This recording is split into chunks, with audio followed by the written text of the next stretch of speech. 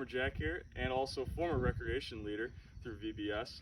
I am standing right next to our hay mower, which is basically an oversized lawn mower, if you can think of that. What it does is it uses knives on the inside of the mower to then cut the hay, which is right behind me. I'm standing right in front of the hay that we do cut, and it cuts the hay and sends it through the back of the mower and then lays it out nicely right onto the ground, where we would come through with a rake, which I'll show you in a little bit, to tip the hay over and ultimately dry it. So that's just the first step in the process of baling hay.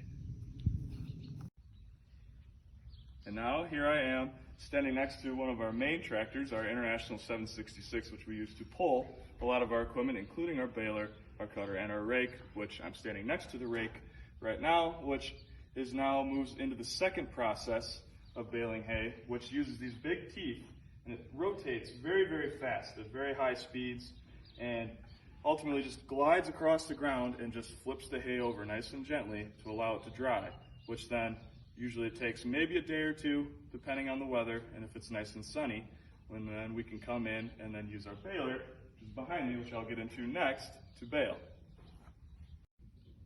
So now on to the third process of baling hay and showing off the equipment that I have here. This is the baler. So now, after we have raked the hay and it is dry enough and ready to bale, this will be set on the ground and acts as this teeth. They're the same style kind of, but smaller, like the rake, but it acts in a different way of picking up the windrow, and it goes into the baler, which then gets cut into small squares, and you can set the size of the squares you want. But it goes through the baler, and we'll walk around to the back, and we'll show you how it comes out.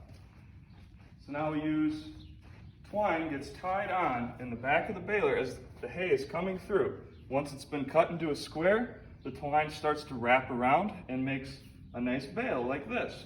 And this is the accumulator part that we have. And now some people like to just stack by hand on hay racks, but this is a different way of doing it.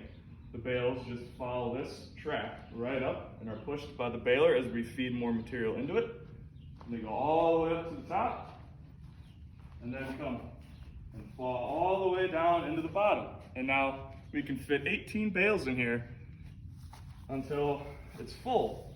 And then when it's full, the very last bale will then trip a switch, drops on the ground for a nice neat bundle that we can come and pick up and stack on the hay rack.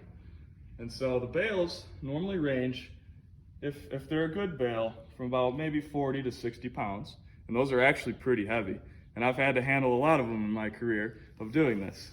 So thank you kids for watching, and that is the equipment we have here on the farm.